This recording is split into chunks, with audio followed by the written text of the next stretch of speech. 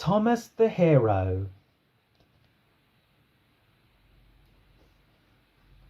One day, Thomas was waiting for his passengers at Maidwaite Station. Percy puffed up with the Fat Controller on board.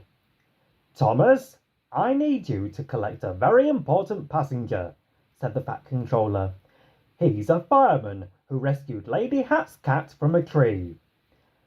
"He's a hero," tooted Percy.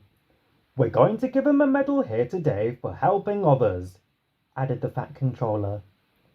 "Yes, sir," Thomas peeped. Thomas pulled away from the station and chuffed through the countryside to collect the fireman. "It must be very exciting to be a hero," Thomas puffed to himself. "I'm going to try to be a really useful engine. If an engine's in trouble, I'll be ready to help." "Ready to help! Ready to help!" sang Annie and Clarabelle.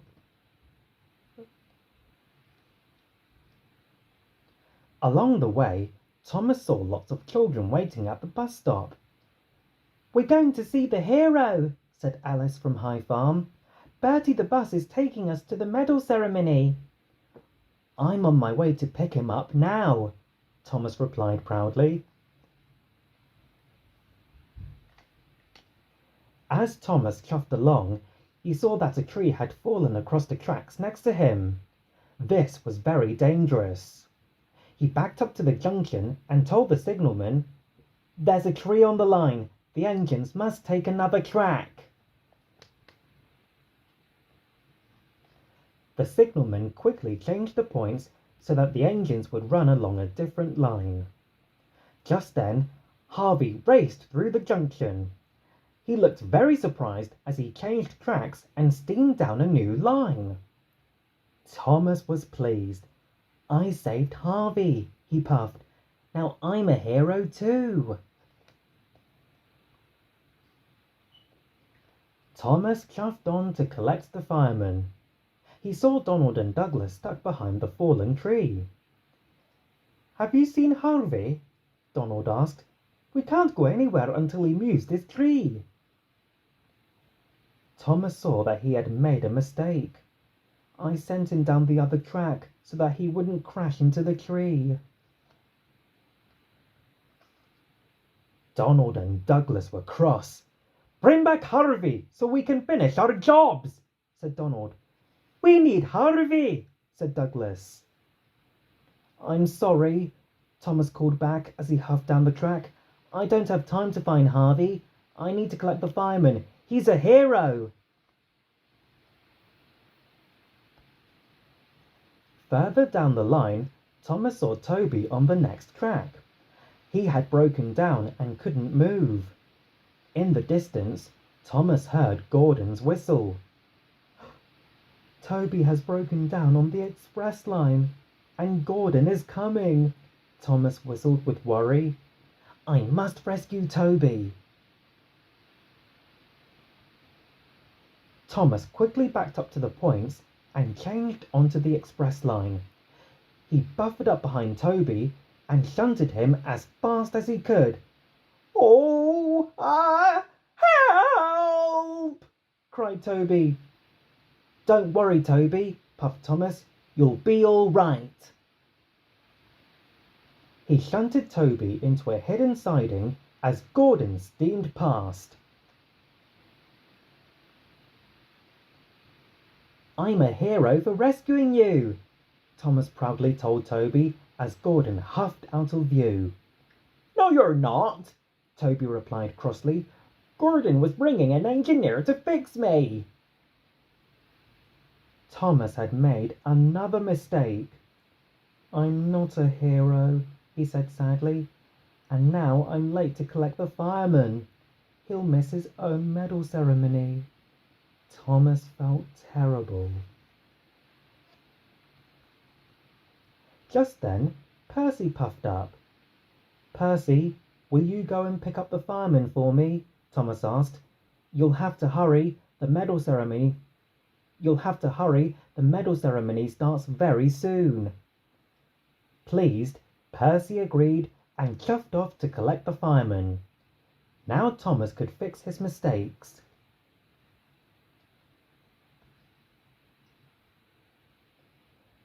First, Thomas steamed after Gordon and caught up with him. Gordon was surprised when Thomas asked him to stop. Thomas collected the engineer and brought him back to fix Toby. "Thank you, Thomas," tooted Toby as the man worked on his wheel. "You're welcome," replied Thomas. Next, Thomas chuffed back to the line that Harvey had gone down. He found Harvey and took him to move the fallen tree. "Thank you, Thomas," whistled Donald and Douglas as "Thank you, Thomas," whistled Donald and Douglas as Harvey cleared the line. They sped down the track to finish their work. "You're welcome," Thomas called after them. He had fixed all of his mistakes, but he knew that didn't make him a hero.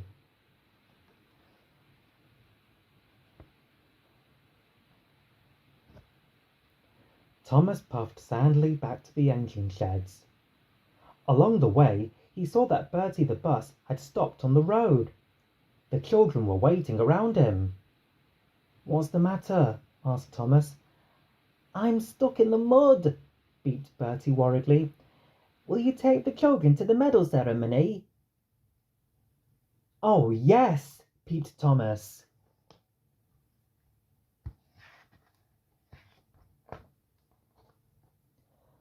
The children climbed on board Annie and Clarabelle. Thomas steamed quickly so they wouldn't miss the ceremony. They arrived at Maithwaite Station just in time. The Fat Controller gave the medal to the fireman. "You are a hero," Lady Hat told the fireman. "And you are our hero, Thomas," called the children. Thomas beamed from buffer to buffer. He was a really useful engine after all.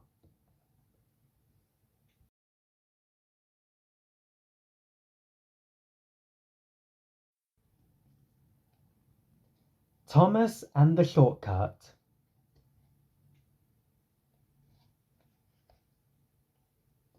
It was a beautiful day on the island of Sodor, and Thomas the Tank Engine was chuffing cheerfully along to Tidmouth Sheds. On his way, some children stopped to wave to him. "Hello, Thomas," they called. "Hello, children," he peeped happily back at them.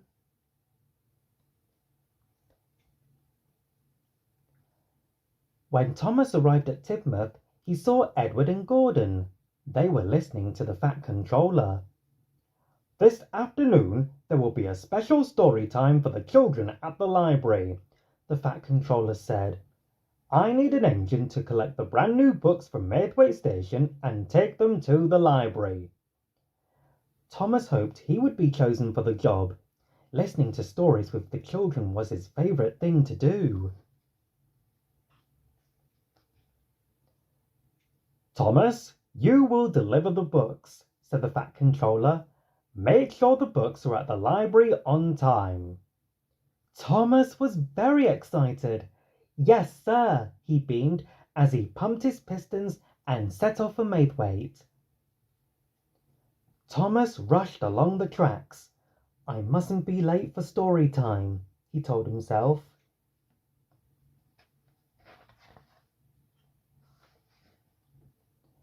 Thomas steamed into Maithwaite Station. "Hello, Thomas," waved the station master as he arrived. "You look very happy today."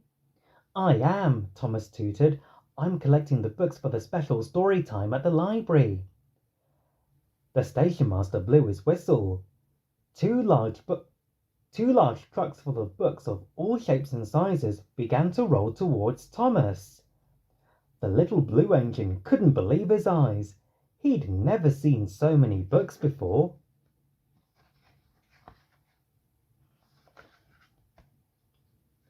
"I must hurry," Thomas told the station master as he was buffered up to the trucks.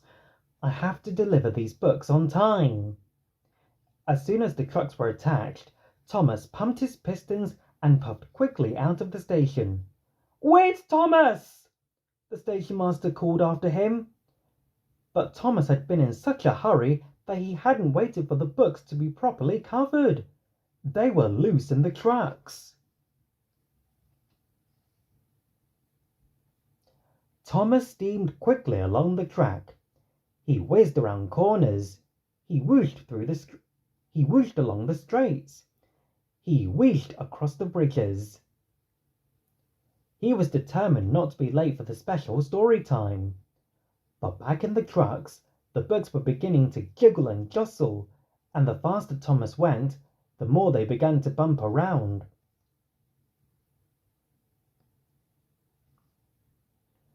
As he approached the junction, Thomas could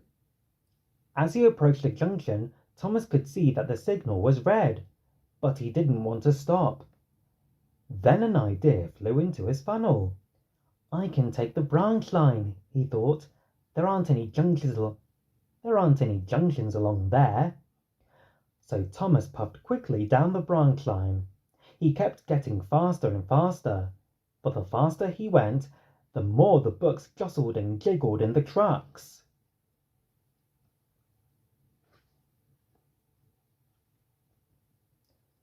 When Thomas raced around a bend, he saw a sign warning all engines to slow down because of track works ahead. Thomas was annoyed. He hadn't heard about any works on the track before he left. Bother, he said. Going slower will make me late. But just as Thomas began to put on his brakes, he had a thought. If I didn't know about them, then the works can't be big, he thought. So I will just go through them. And with that, Thomas went even faster. Then there was trouble. As he steamed along at full speed, the uneven tracks made Thomas start to bump and jump. Behind him, Thomas's trucks were bumping and jumping just as much as he was, and the books jiggled and jostled like never before. Some even began to bounce into the air. Whoa! Cinders and ashes! Thomas cried as he started to apply his brakes. But it was too late. Thomas hit the biggest bump of all, and with a loud snap, the trucks came loose. They flew through the air, scattering all the new books across Farmer McColl's field. Thomas's brakes screeched to a halt, and he looked back at what he had done. Oh my, he gasped. The books are all over the field. Now the children won't have their special story time, and it's all my fault. Thomas was very sad. He knew that if he hadn't been in such a hurry, he would have arrived at the library safe and sound. What am I going to do? He asked himself.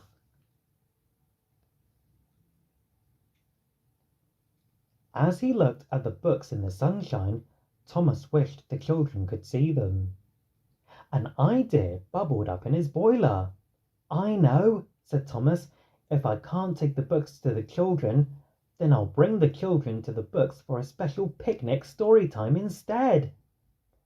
Very gently, Thomas puffed away to collect Annie and Clarabelle from the steamworks.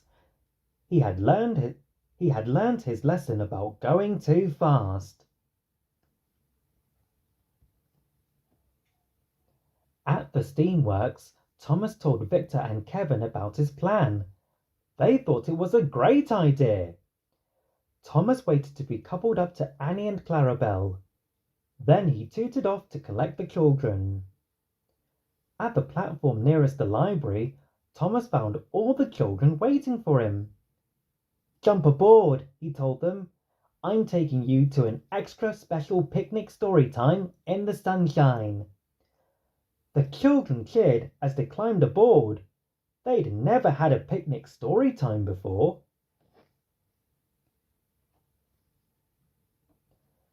Thomas puffed towards Farmer McColl's field. This time, when he reached the red signal, he waited patiently. And he didn't take the branch line with the bumpy track. When they arrived, the children ran towards all the colourful books in the field. They each chose one to read.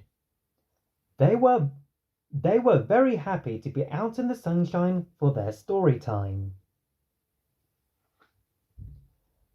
But Thomas was happiest of all. He'd managed to give the children their special story time. And as he sat and listened to all the stories, he realized that some things were worth waiting for.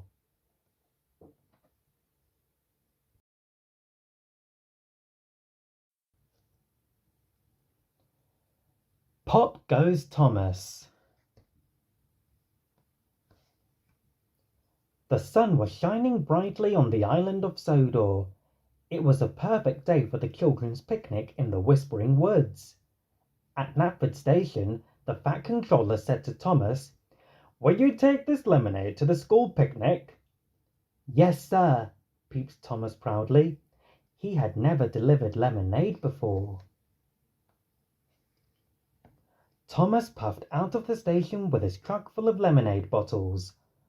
On the way to the Whispering Woods, Thomas went over some bumpy track. "For fizzling for fireboxes!"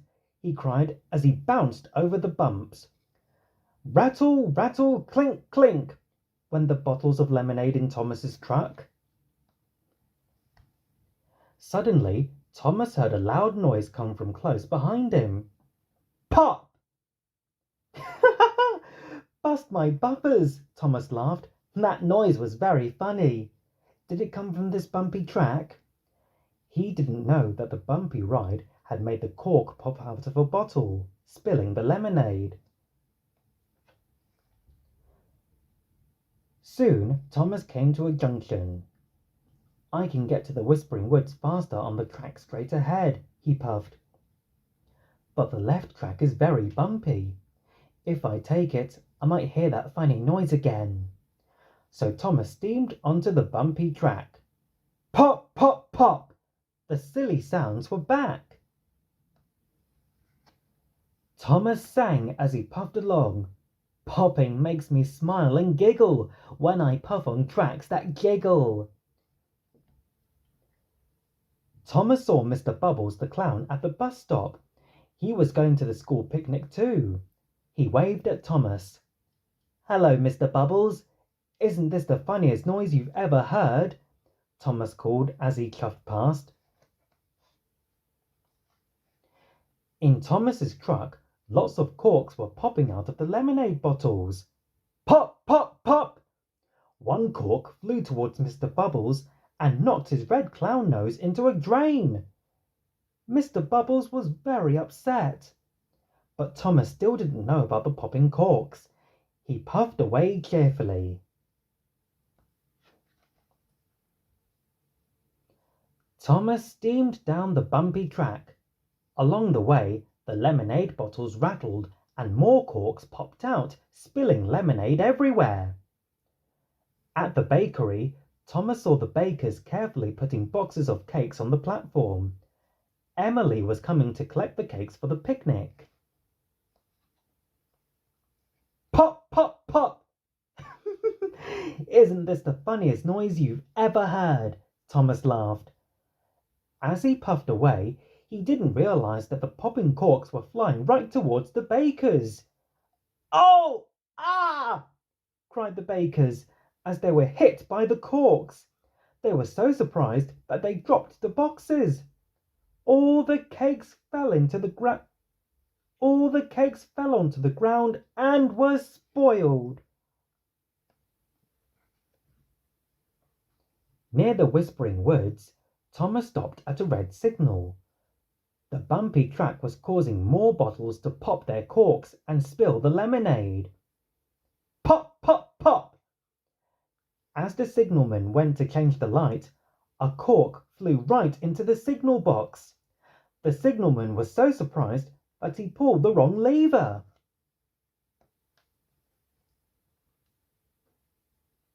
James was puffing along the track behind Thomas, carrying the children to the picnic. Just then, his track changed because the signalman had pulled the wrong lever. James was sent into a short siding, but he was going too fast to stop. "Flatten my funnel!" he cried, closing his eyes tight. Bang! James hit the buffers, but luckily no one was hurt.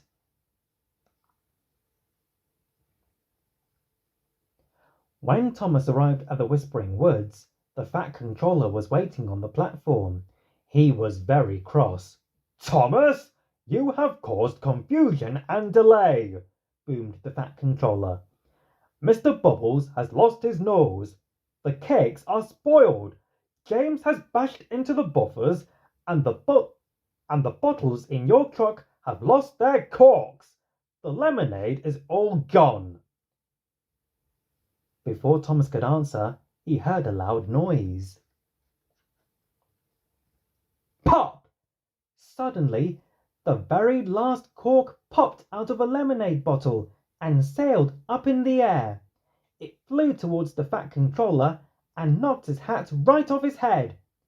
Thomas gasped. Cinders and ashes.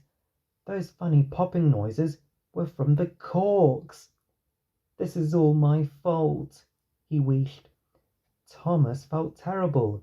He had ruined the picnic for the children.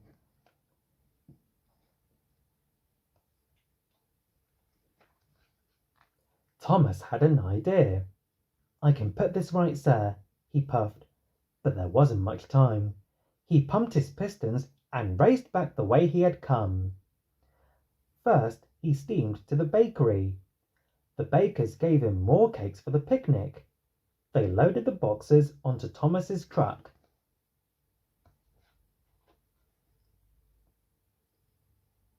Next, Thomas sped to Knapford Station to get more lemonade.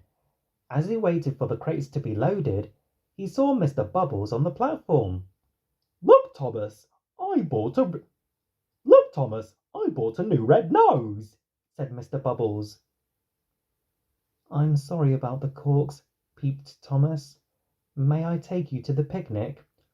"What a splendid idea!" Mr. Bubbles smiled.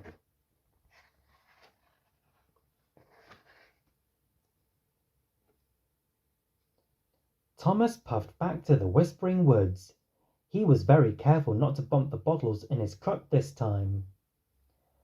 When he arrived at the picnic with the lemonade, cakes, and Mr. Bubbles, the children clapped and cheered with delight. "Well done, Thomas," smiled the Fat Controller. You have saved the picnic." Thomas was so happy to be really useful to the children, he whistled, "Peep, peep."